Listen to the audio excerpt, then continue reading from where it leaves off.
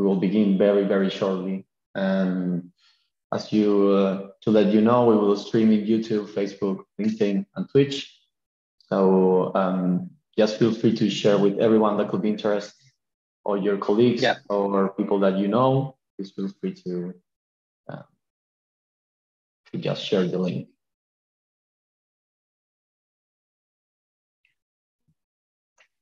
We are live now, JP, you can start.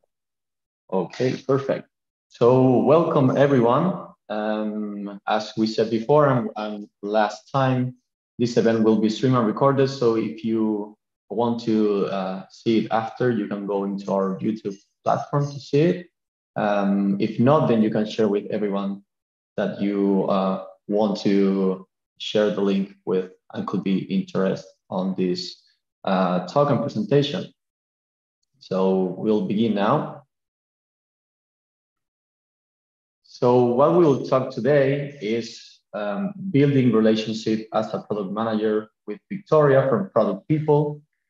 And just a very, very brief and short about me, who will be your host today. I'm Juan Pablo from Chile, actually based in Barcelona, Spain. I do have 3 years of work experience as business strategy manager and 2 years as product manager. I also have a master's in digital product management, and I have experience in different industries such as mining, e-commerce, traveling, etc. So what we do at Product People, basically our mission is to help companies discover and deliver great products faster. We also empower our product management community. As you can see here, we have more than 25,000 product management members. So thanks to everyone that are already in our community. And what we do is all the unglamorous hands-on work of a product manager, product ops, or product leader on an interim basis. So basically everything from 3 to 24, 36 months. And what makes us unique is we onboard fast, we align teams, and we deliver with outcomes. We will talk a little bit more at the end of the presentation about Product People. But just to do an icebreaker right now for everyone, we will launch a small poll. So basically, we will have 2 questions now. You will see the poll in your screen soon. So the first question is, what do you find most difficult about building professional relationships? It is balancing stakeholder interest, varying communication styles, expectation management, or giving and receiving feedback or criticism from others. And the second question is, which relationship building strategy do you find most effective? The first one will be regular one-on-one meetings, collaborative workshops and brainstorming, social team building activities, or open and transparent communication channels. As you can see, the topic today is very, very important for product managers. For myself, I think it's a very interesting topic. So good questions here for the icebreaker. And if you're watching us not on Zoom, then please just post in the chat your answer, and JP will be able to share with me. And on Zoom, we'll see how you voted. Exactly that. We will just wait a couple of minutes to receive those answers. As Victoria said, if you are not able to answer on the poll, just put it on the chat and we will receive them so we can introduce Victoria with all this cool information. We are already receiving some answers. And we do have the answers now. So, really interesting results. So basically for the first question, with 40%, we got the winner, varying communication styles, but very, very close, balancing the stakeholder interest. And in the second one, we have 40% that says that collaborative workshops and brainstorming are the relationship building strategy that sounds most effective. but very closely again, open and transparent communication channels. So this one were really cool questions for this to kick off. So right now, I will leave it into Victoria, that is the VP from Product People. So Victoria, just feel free to share your screen and it's all yours. Great, thank you very much for the introduction, JP. Thank you all for joining. It's super cool to see we are a relatively big group today in Zoom, over 20 people. That's always nice. I love that I'm not speaking to only the team who is helping with the streaming. And I hope also that there are more people watching us on YouTube and LinkedIn. Give thumbs up or claps or something on where you're watching, because this will help other people to notice the ongoing live stream. And today we will talk about building relationships as a product manager. So today I'll be your team relationship coach. I hope I can give you some practical tips, and also super curious to talk about the questions you might have on this topic. Thank you for already sharing some insight at the beginning with the poll. It's good to know that there are some different sites that you find difficult, and let's see how we learn about these different sites. As you already know, I'm Viktoria Korzhova. I'm VP Product at Product People. And thanks to JP for the introduction about what we do. So you can also imagine that being at Product People for a few years now, it's been 3.5 years. I've worked with many different companies. You can see some of the examples on the slide. And these were both B2B and B2C companies in very different spaces. There was medtech and e-commerce and fintech and fitness and some other ones. So I was observing many different people, product managers and stakeholders, and how they interact with each other. And that gave me a lot of insight. Also had some challenges myself to figure out how to communicate well and build strong relationships. And I will try to summarize my learnings for you today and provide some tips. And now I have another question that I want to ask you in continuation of getting to know your experience with different topics in product management. What is the most difficult part of being a product manager? And by the way, this is a question that we often ask during our recruitment process. So you will now also find out what I think about this question, and we'll have a head start if you decide to apply for Product People. Please share in the chat wherever you're watching us, Zoom or YouTube or LinkedIn or Facebook, if you're watching us there, what you think is the most difficult. And the Zoom chat, I can see myself. And for other chats, I hope JP will help me. Let's see what we already have: managing people without being their manager. Yes, Alan, I so much agree with that. That can be very tricky. Resolving conflicts, managing stakeholders. There are also some ups agreeing with some of the statements. What are some other answers that we have? Managing varying expectations of stakeholders, stakeholder management. Cool. I see you're very prepared audience, aligning strategies, and I'll tell you in a second why. Being persuasive without coming off as bossy. Yeah. Do we have some other interesting answers on other platforms, JP? Yeah, I will leave Sagar with that. Sagar, do we have any other questions? They're very similar, it says here. Mm-hmm. Yeah, they're similar to what we got here. Okay, conflicting priorities. Cool, thank you so much for sharing. Don't hesitate to finish writing if you're still writing, curious to see more. And the answers that I often hear from product managers are prioritization. How do I decide what's more important than the other? Understanding user needs, understanding data, finding the right solution. Interesting that prioritization I also see in the chat, right? So my guess is correct. This is what often people say.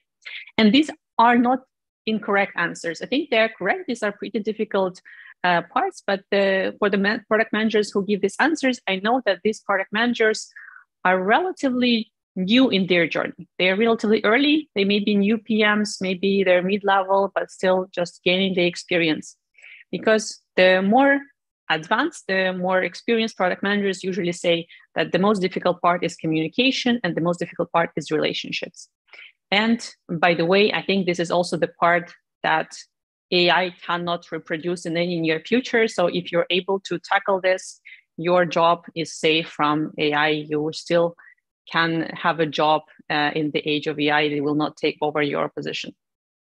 That's why I want to talk about relationships. That's why I also think this is very important and interesting topic to talk about. This is really complex, and even very experienced people regularly have difficulties on this topic. What are the key types of relationships that the product manager will have? This is not an exhaustive list. I'm also happy to discuss other relationships during the Q&A session, but I want to focus on 3 kinds of relationships within this presentation. First is with your product development team, which means engineering and design and UX. This is usually the setup you have. Engineering means engineers, QA engineers, designer and or UX researcher. Maybe these are separate people, maybe it's a combined role. Maybe some of these roles are only part-time with your team and they're part-time working with other teams, but still this is the team that you work the most with to make sure that you deliver the software that you have came up with. Second group of relationships you have is the relationship with your stakeholders, and stakeholders include other departments, so many different functions, marketing, growth, sales, customer support, and also other product development teams if you have multiple teams in your organization. And the relationship number 3 is your manager. Also very important relationship, obviously. Let's talk about each of them one after another. We'll start with talking about your team. These are the people that you meet most often, probably, that you interact daily with and that you have many touch points with. However, it doesn't mean that it's necessarily super easy to know how to manage them well. First important thing, or the thing that at least I find very important to know, is that there is a certain team dynamic, there is a certain development in the team performance and the team environment atmosphere as the time goes. This is so-called Tuckman's model for group development, and it is usually defined in 4 stages: forming, storming, norming, and performing. And then the last stage is as journey. We'll not talk about it too much today because it's the phase of the team being disassembled, maybe moving to different projects, or people moving to different other teams. What's interesting here is to realize that the storming phase is something that all the teams will meet, and you are, however experienced or great as a product manager you will not able to skip this stage completely. And this whole cycle of having different stages will repeat whenever there are any major changes in the team. If you have just joined and you got a new development team, this is the stages that you can expect. If there are many people changes in the team, so many new engineers join, some engineers left, this is also a new team and you will go through the stages. And forming is a stage where you are pretty excited. It's a new beginning. You want to work together. You're generally quite polite and respectful to each other. There may be a bit of anxiety. People are a bit worried. There's something new, but still very positive. And as the time goes and people become more trusting each other, they become more comfortable with each other, this is where the storming can happen.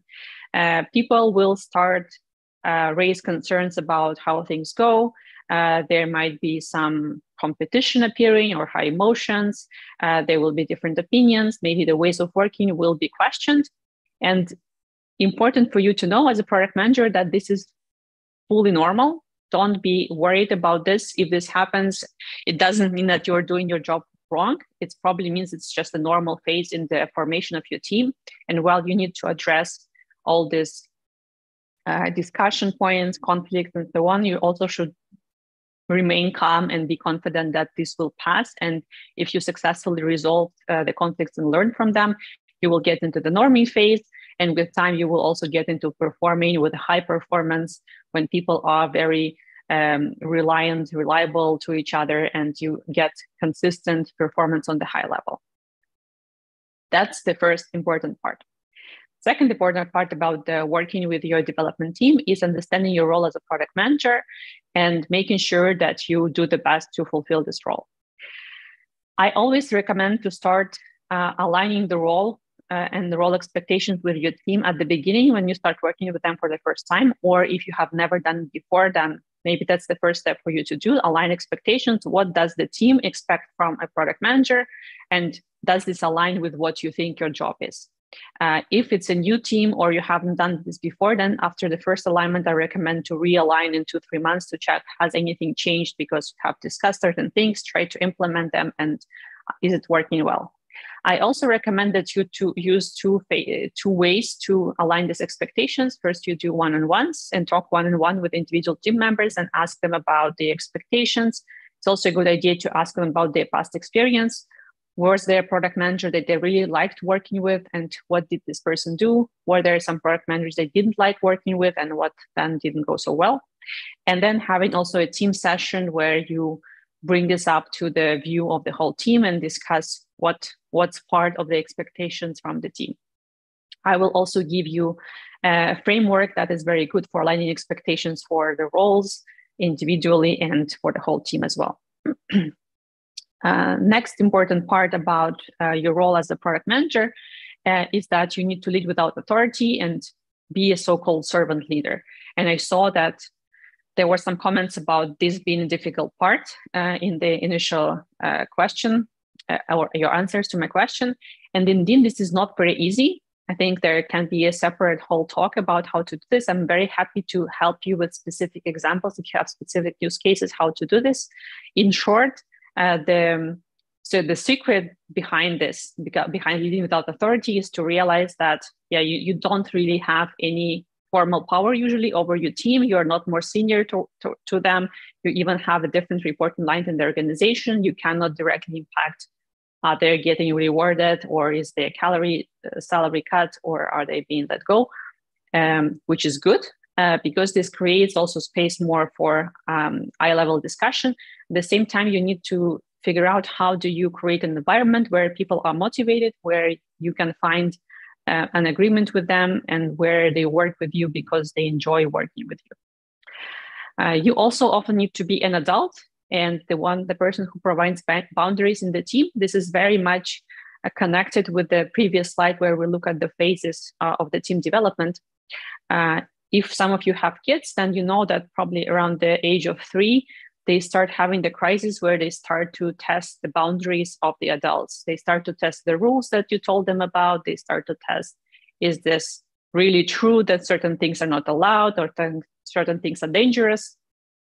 And what is very important for the kids' development, that at this stage, adults, so the parents or any other involved adults, keep the boundaries and say, there's certain things are not allowed. And even the kid tries to test them again and again. They are persistent in not allowing the kid to do only what they want if it's not good for the kid, and being serious about this, even though it might be annoying to them. And bad things happen if the adults, so to say, let it go and say, okay, whatever, I will allow things that are not good, but I'm so annoyed, I'm so tired of this, so I will not fight anymore. At this point, the adults might hurt the kids' mental well-being, because the kid would realize there's no one I can rely on, that this life is very unpredictable. First, there were some rules, now there are no rules, so this is a pretty dangerous place. And very similar things happen to the team. So if you're in a storming phase and you will not stand your ground, you will change your opinions all the time based on what the team says, or you completely step back when you're being pushed a bit or criticized, even though you know that you're right. This will, in the long term, hurt your team relationships. As a product manager, on one hand, you need to be able to change your opinion, but if you are very convinced and you have strong arguments, it's also important to stay your ground, even when you are criticized and this is not pleasant to push back. So boundaries, keeping them is important. And while you have strong opinions, they still should be loosely held. And if there is a good reason for you to change your opinion, don't be afraid to do it and show to the team that this is something you will do. So you're really listening to the voice of reason. You're not just doing things because this is how is your wish. And last but not least, remember that people trust actions, not words. Whatever nice words you say, if you don't behave according to your own rules, according to your own expectations, if you don't keep your promises, people will lose trust very quickly. and lead by example. If you expect people to be on time for the meetings, you're the first who should be on time for the meetings. If you expect people to follow up on the tasks that they have assigned to themselves, you should be an example for this. If you do all of this successfully, then it will help you go through the storming phase and build a really strong team that then can become a high-performing team. Some practical tools that can help you through this journey is the retros, very classical tool. Probably everyone knows about the retros. This is part of the general Scrum ceremonies. I pay extra attention to having strong follow-up, making sure that if you agreed on some tasks, you're the one also checking that the tasks have been fulfilled. It's a good idea to use icebreakers and some sessions for fun time to time with the team to help also connect socially and more personal level, not only on the business level. Radical candor is a good framework. There is a whole book about this that I definitely recommend you to read, but make sure to apply it right. The radical candor doesn't only include the criticizing other people's behavior part, not only challenging directly, but also caring personally. And whenever you come with the critical feedback, it should also come from a place of caring for this person and their success.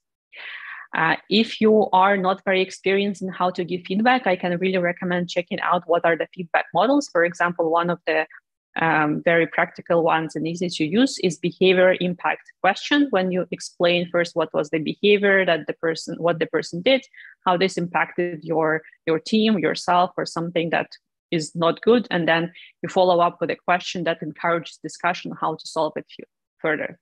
There are other frameworks. Google for feedback models, and you'll see which ones you can try applying. Also, take seriously having the right tool set prepared for your team. Do you have the right channels where you communicate internally in the team and externally with your stakeholders? Share updates with the team and updates from the team to the broader group when it's relevant. Have your ways of working documented. Have a space where people can find the links that are necessary. This can be in Confluence and any other tool that you use on a consistent basis. And I do very much recommend you having a decision log, both for product decisions and ways of working decisions in the team, because this will help you align everyone and make sure that decisions are not forgotten and it's clear how you came up with certain decisions. And as I promised, this is a very practical workshop that you can do to help you align inside of your team. It's called Team Canvas. There is a link to a Miro board that you can check afterwards. If you go back to our recording on YouTube and check for the links, the link will be there. There are some variations. You can also just check on Miraverse to see for the Team Canvas, and it helps to align on goals, expectations, and rules that you use within the team. Some helpful further reading, make a screenshot or come back later to the recording to check the books. I think all three of them are very helpful for you to create stronger awareness of how to create a highly performing team and be also aware about your biases and things that can come in your way to create the strong team. Now let's move to the next kind of relationship is your stakeholders. Often we have a love-hate relationship with the stakeholders. It's hard to keep them satisfied. There are so many things that they want. They also take a lot of our time.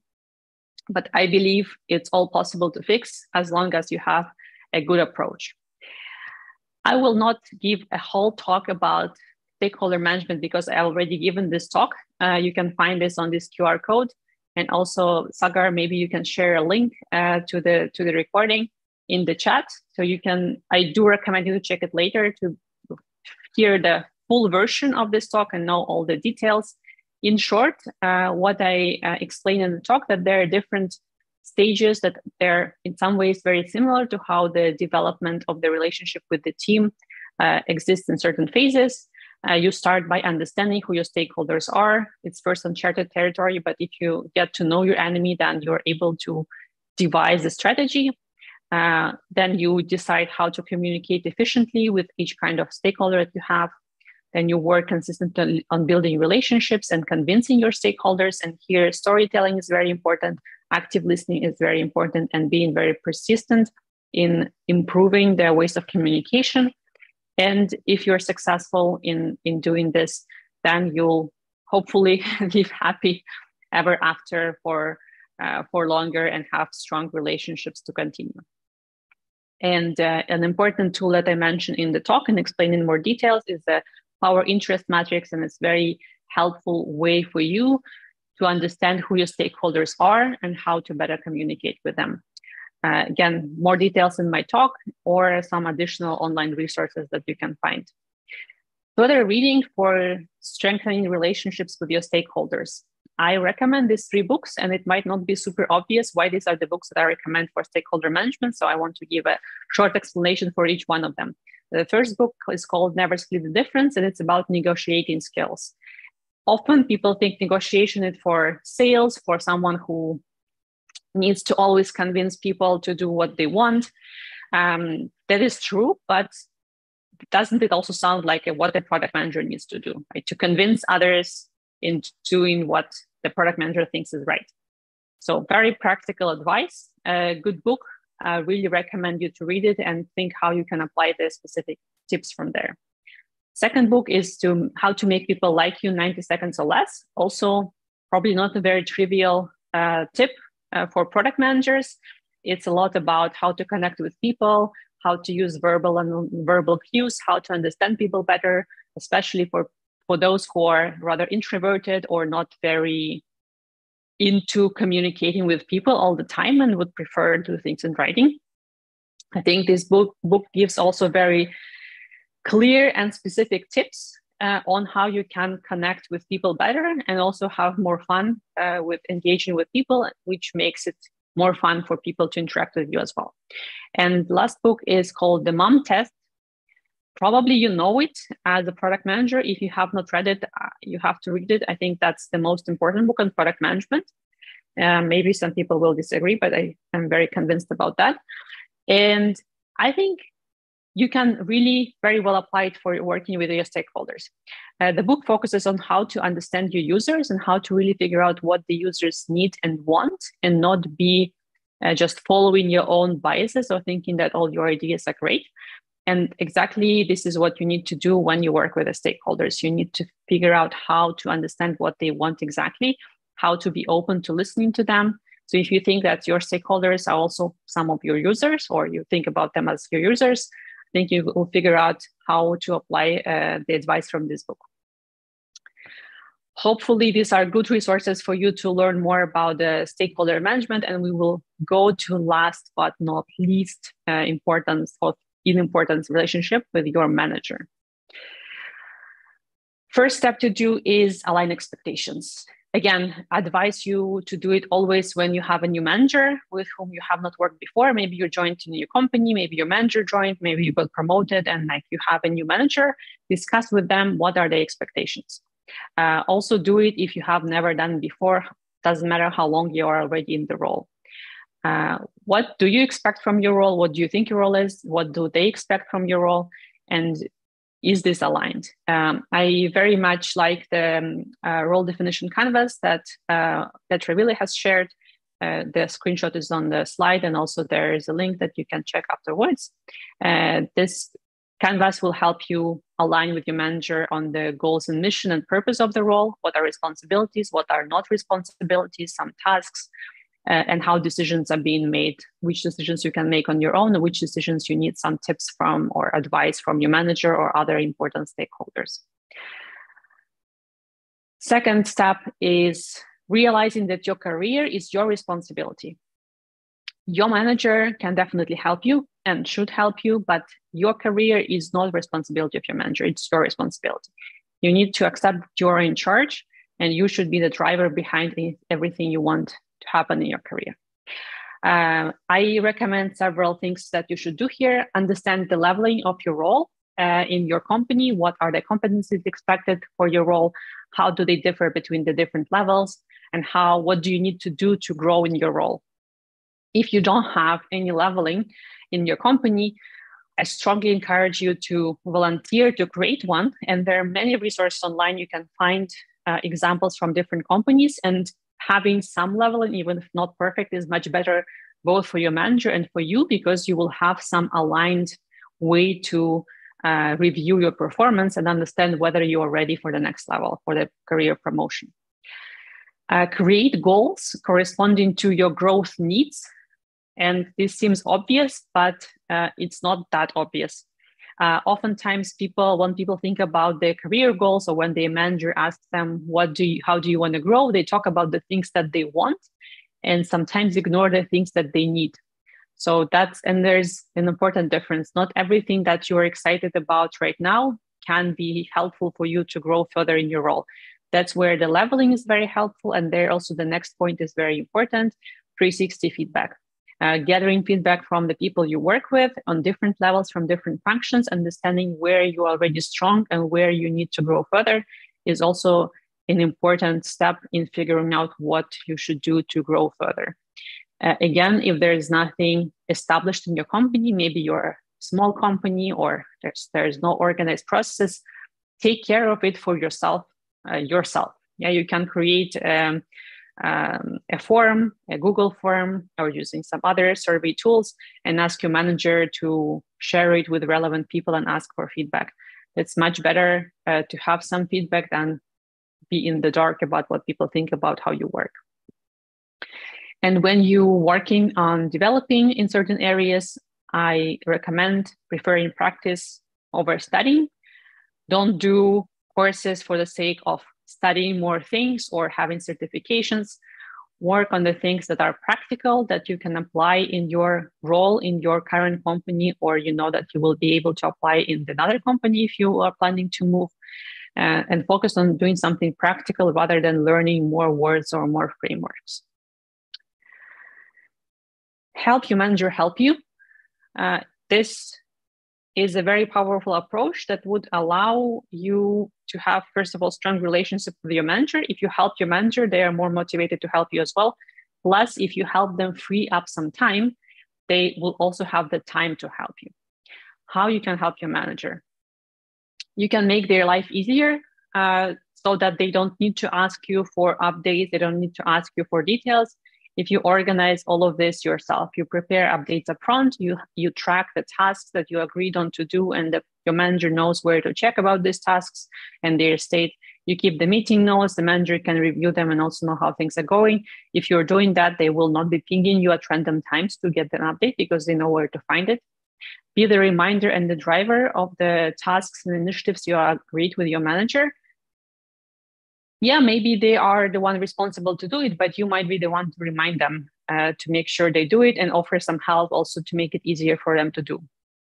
If your manager needs to do regular updates to their management, to maybe the C-level or to the board about what's happening, help them prepare the part that you're responsible for. That way they are better informed, better prepared, and also spend less time on this and more time with talking with you about your goals. You're the one to prepare promotional case for yourself. Now, again, very connected to what we discussed in the previous slide. Your career is your responsibility. Preparing a promotion case and making it easier for your manager to help you promote is also something that, if you do, will go a long way. Be prepared for the one-on-ones, prepare questions, prepare requests, be the one to drive the discussion in the way that's helpful for you. And this will help then your manager be helpful to you indeed. And if you can reduce the meeting load that your manager has, again, you'll free up their time and they will be very grateful. How this might happen, whenever you're thinking of inviting your manager to some alignment, to some update, think, can you inform them in a different way? Can they be involved in a way that doesn't require a meeting? Can you send them a video recording? Can you send them written updates, or somehow align on have a discussion async? And maybe other people need to be in the meeting, but maybe not your manager. And the last tip for helping your manager help you and having a strong relationship with your manager is developing empathy for your manager. Oftentimes, we don't understand why our manager asks certain questions, why they push you in certain directions, why they apply pressure on certain topics. And if you feel they are in this situation, you probably don't fully imagine what their work is like and what are the goals that they have for themselves in their role. And you can definitely improve on this by a few different approaches. Maybe you can ask to shadow them and participate in some of the meetings that they're doing, help them with some tasks. Some companies even have very specialized programs to do this. For example, leadership shadow program at Deloitte or CEO shadow program at the GitLab. This is where people spend a couple of days, 2-3 days, following the CEO or someone from the leadership on all the meetings and seeing what they do, and thus getting better understanding of what's the day-to-day like for these management roles. Maybe you can also do this with your manager. Learn more about how your company makes money and what is the cost structure for the company. Oftentimes, this is one of the worries that your product manager, your manager has, how to allocate money correctly, how to plan the budget, how to make sure that we are not exceeding the allowed budget. If you understand this better, you also will have more empathy for the goals that they have. Learn more about how much the employer pays on top of the salary. Again, can be very eye-opening when you realize that there is a lot of costs that you didn't know about that the company needs to take on themselves, and this will also help you feel more empathic towards certain pushbacks that you might receive from your manager. Another approaches could be mentoring someone for 3 to 6 months, someone junior, and really a recommendation here to do it consistently for a few months, not just one-off session when you answer questions, but trying to help someone grow, working with them for weeks or ideally months. And then you might see some interesting things, like they ask you the same questions again and again. They seem to forget the things you told them before. They did not do something that they promised they will do. And maybe some of these learnings you can also then realize or recognize in the relationship you have with your manager.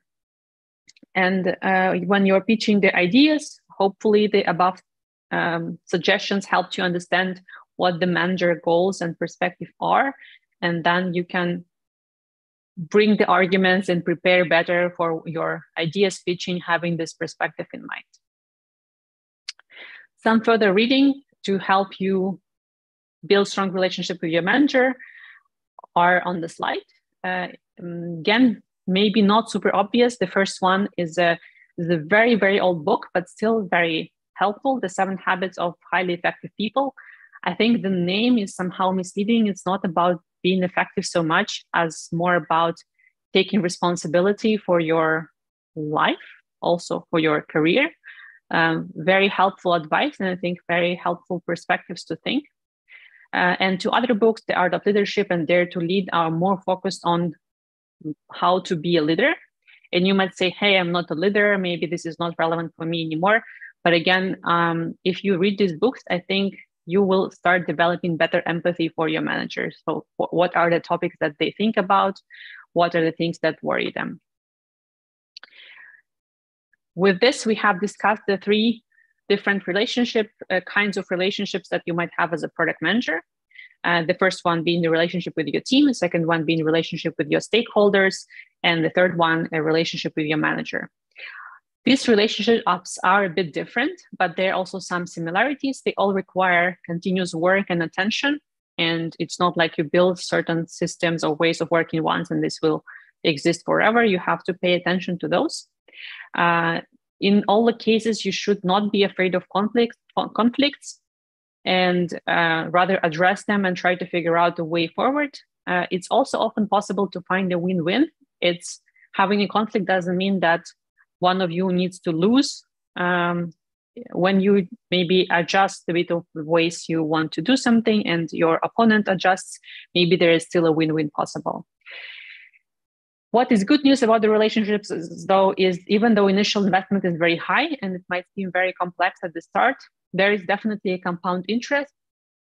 With building up the relationship, you'll gain more trust from the people you work with, and with time, they will also forgive some of the small mistakes you might have or might make sometimes, and they will also provide more and more support to you and more help, and will be always on your side in the future.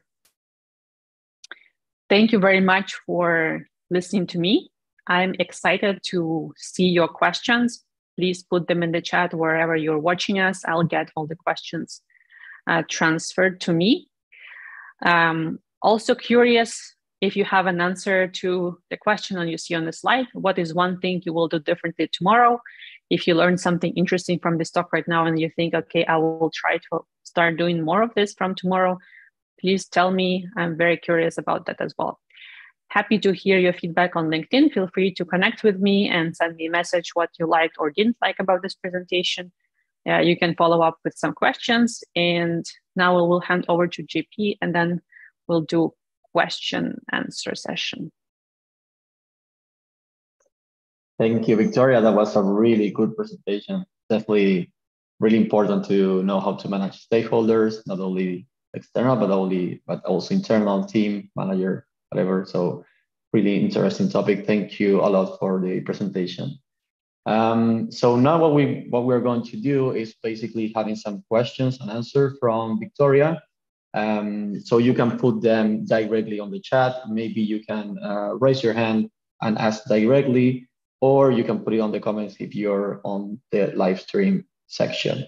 While you maybe have some thoughts about your questions, or you can think about it, we will go a little bit more into product people. So you have a little bit time to think about it and put it on the chat.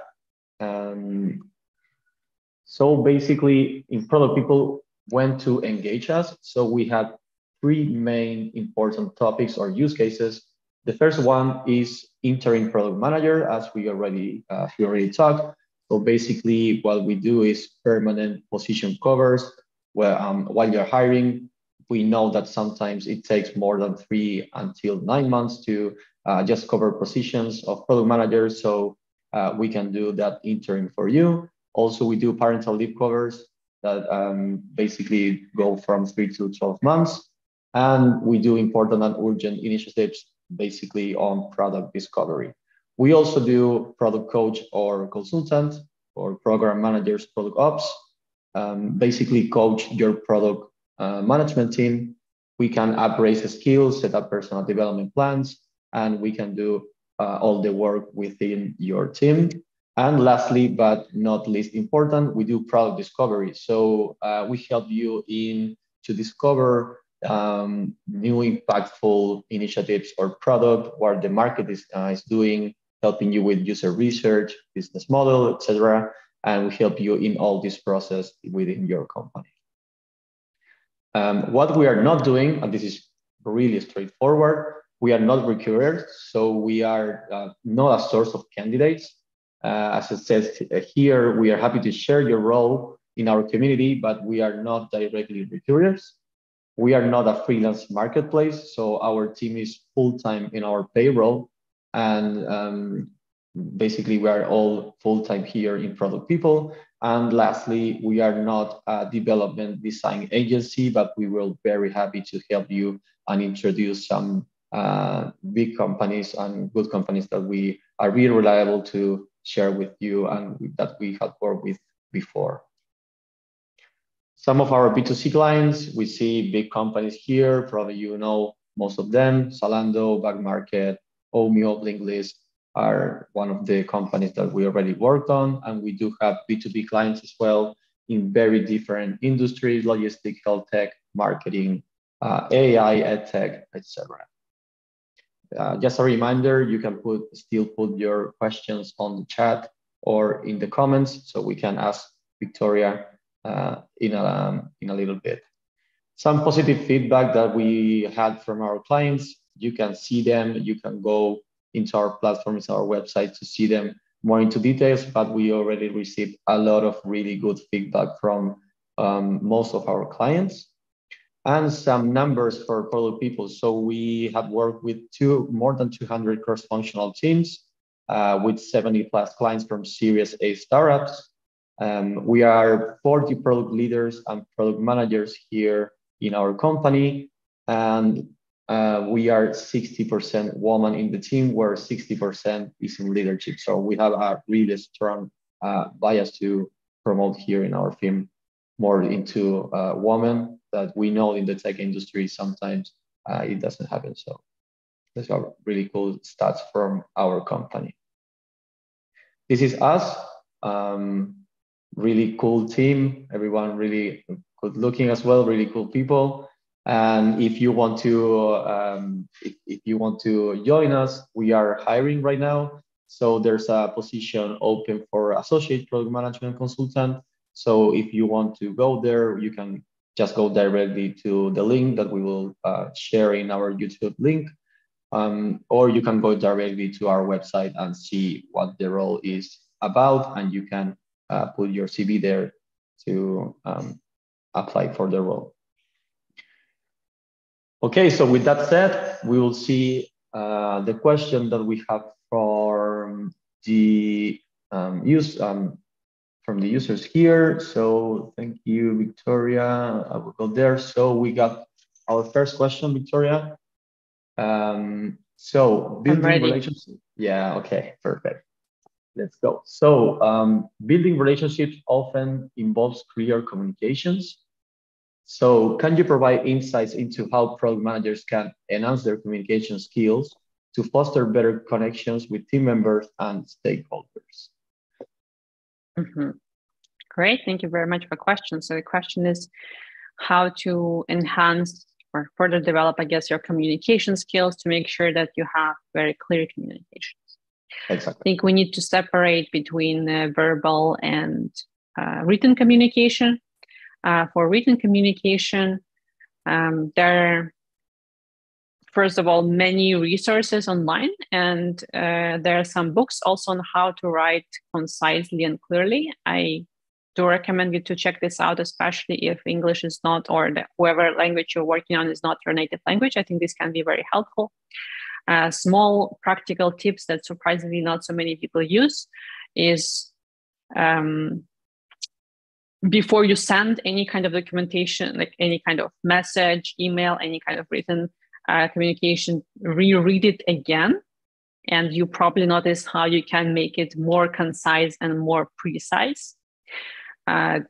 Do not shy away from using grammar checkers like Grammarly language tool or some other tools that help you make sure that you're using the right words, your grammar is correct, there are no confusion, that your stakeholders do not become stakeholders from the word steak, which is food and similar things. So just small checks can really go a long way and prevent confusion.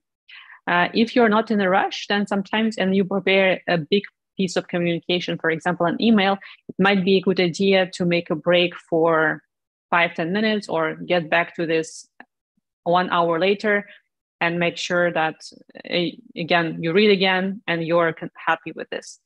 And now also ChatGPT can be a pretty good help.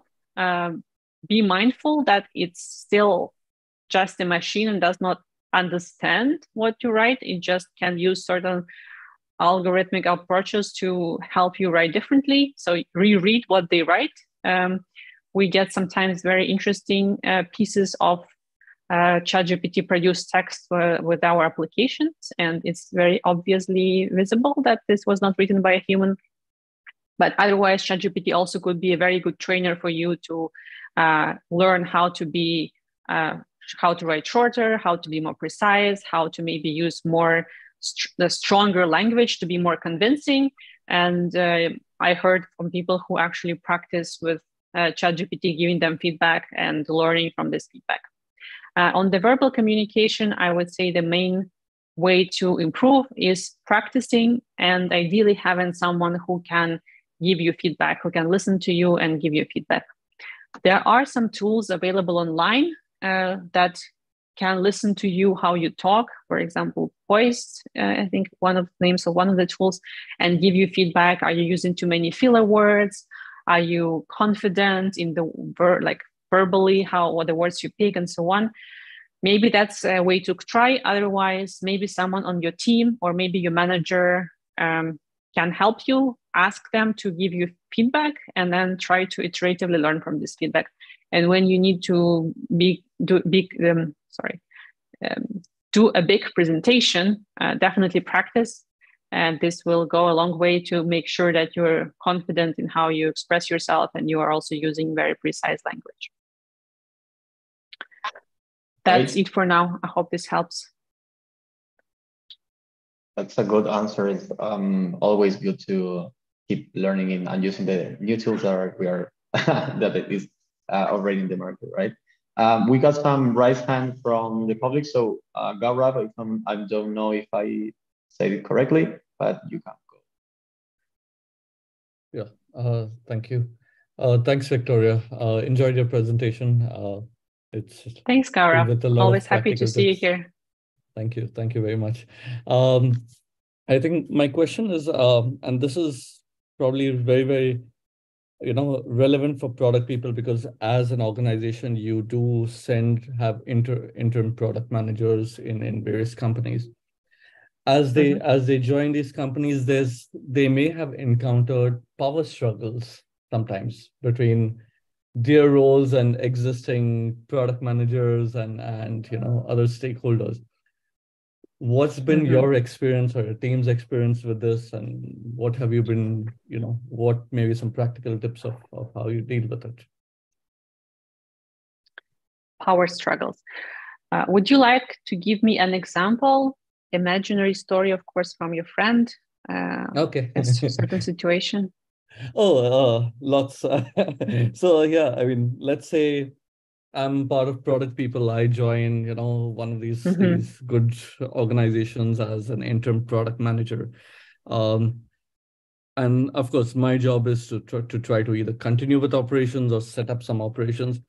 There'll always be this, strong-headed product manager who thinks that, hey, I could have taken this up and done this job better. Who's this new person who's come in and trying to dictate things around here? So there's always a power struggle that, hey, this is a person who doesn't know the domain, doesn't have the expertise that we do. We could have done it better.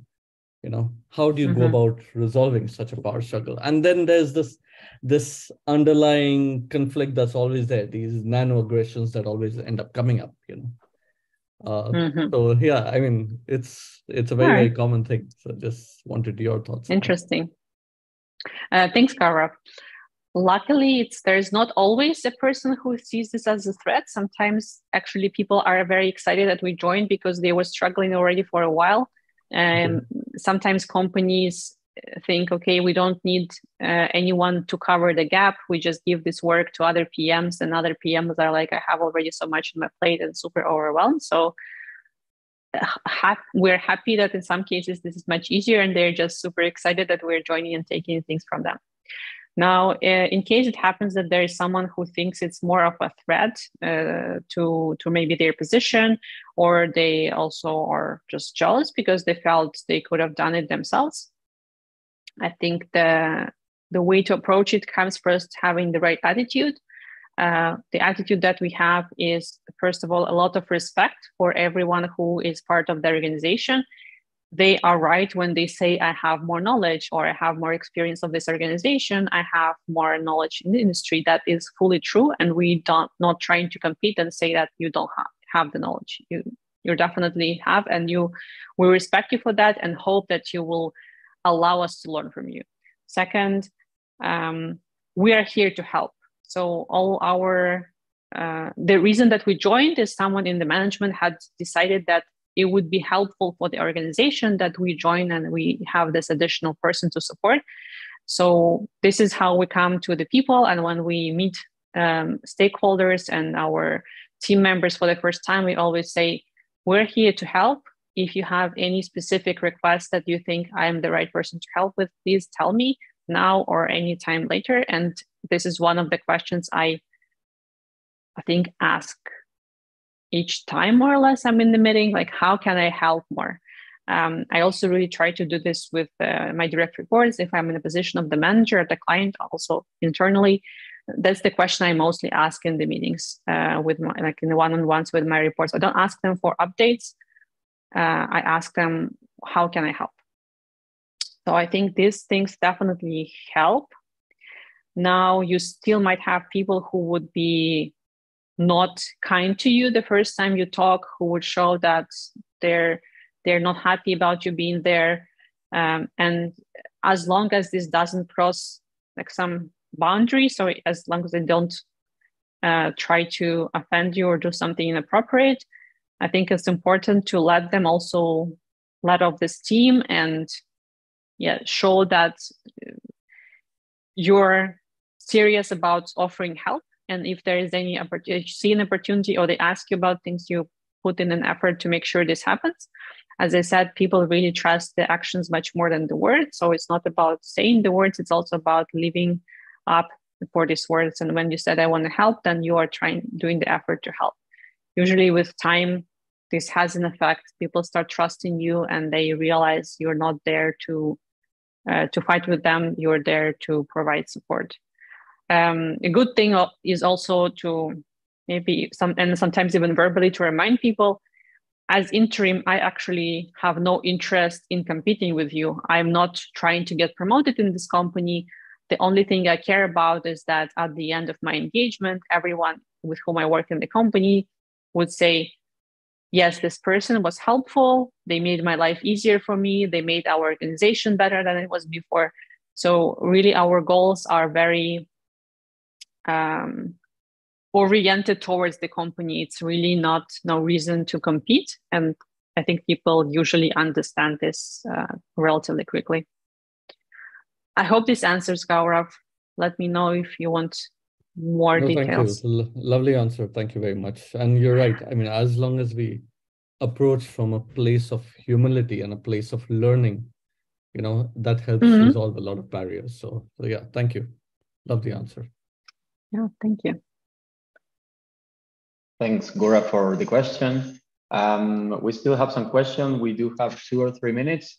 So let's see. And then if we don't have time, then we can do it on privately chat, LinkedIn. We will be happy to share with it. And you can contact directly Victoria. So the next question is, shadowing is a good idea, not just to build empathy, but also to learn beyond tech aspects. I am excited about new project in the team, and I would love to learn how it's managed from the start to the time it lands at my desk. So the question is, how do I convince my manager to let me shadow this from C-level onward? Yeah, thanks for the question. I think these are several steps to take, and this is not necessarily a short way to get there.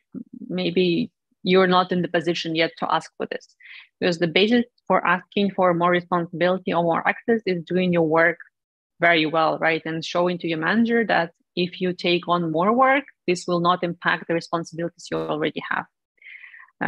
So the first step, make sure your manager is satisfied with how you are doing your work and showing to your manager that you have the time and attention to dedicate to something else. Second step is to give us suggest how you can help by participating in this. And this can be from sometimes small thing. For example, I'll make sure to take very organized meeting notes and share with you or update the stakeholders if you'd like, make your life easier on some documentation side.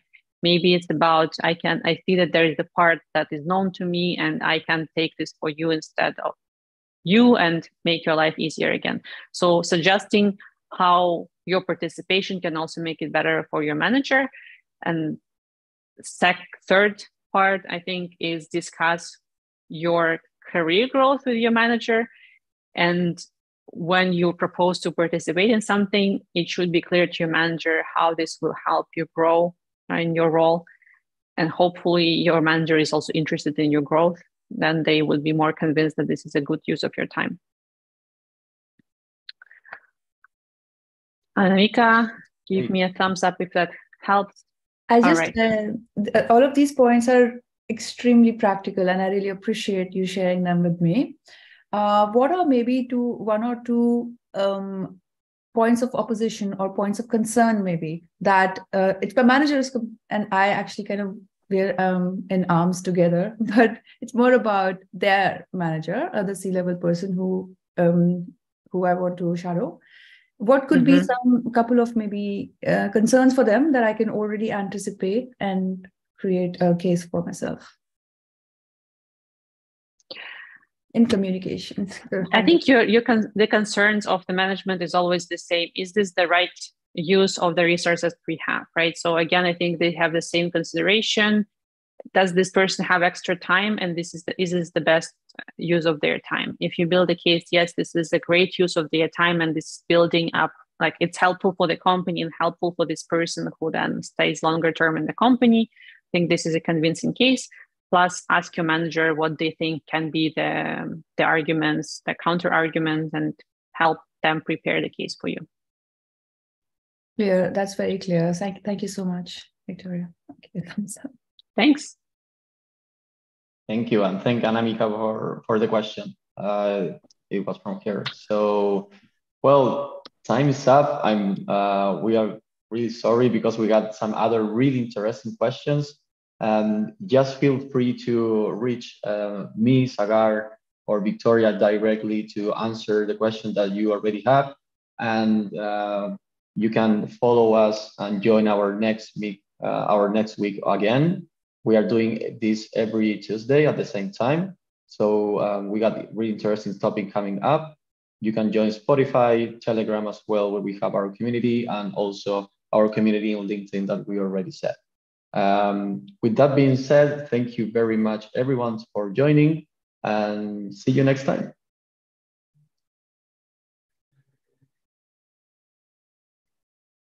Bye.